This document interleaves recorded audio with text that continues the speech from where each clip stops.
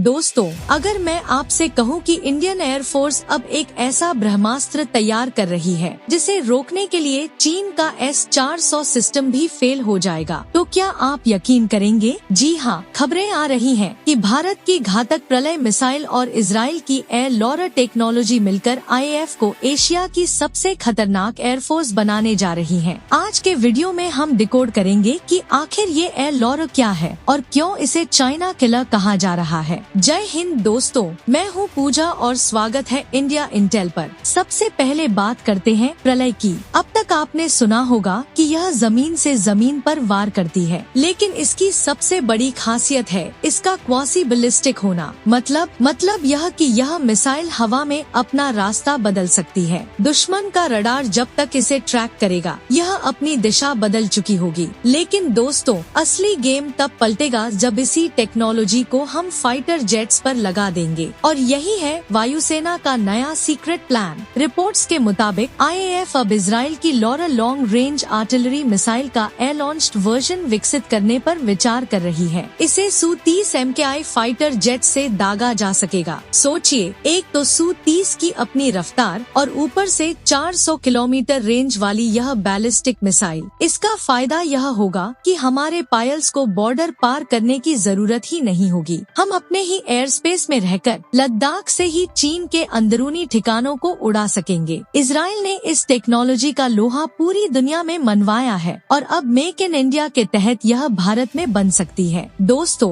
यहाँ एक सवाल है, क्या हमें इजरायली टेक्नोलॉजी पर भरोसा करना चाहिए या पूरी तरह से स्वदेशी मिसाइलों पर फोकस करना चाहिए? कमेंट में इजराइल या स्वदेशी लिखकर अपनी राय जरूर बताएं। अब आप सोच रहे होंगे कि चीन के पास भी तो डिफेंस सिस्टम है, तो इसमें नया क्या है? यहाँ आता है स्पीड और एंगल का खेल। एयर लॉरर या प्रलय जैसी मिसाइलें मैक 4 से मैक 5 की रफ्तार से गिरती हैं, और वो भी 90 डिग्री के एंगल पर। चीन के एयर डिफेंस सिस्टम्स क्रूज मिसाइलों को तो रोक सकते हैं, लेकिन इतनी तेज स्पीड वाली बैलिस्टिक मिसाइलों को रोकना लगभग नामुमकिन है। इसका मतलब साफ है, फर्स्ट डे ऑफ वॉर में ही दुश्मन के रडार और रनवे साफ। तो दोस्तों, कुल मिलाकर बात यह है कि 2026 तक IAF सिर्फ एयर फोर्स नहीं, बल्कि एक स्ट्रैटेजिक रॉकेट फोर्स बनने की राह पर है। पाकिस्तान तो रेस से बाहर है, अब सीधी टक्कर ड्रैगन से है। अगर आपको भी भारतीय वायुसेना की ये तैयारी देखकर गर्व महसूस हुआ, तो वीडियो को लाइक करके अपना सपोर्ट दिखाएं।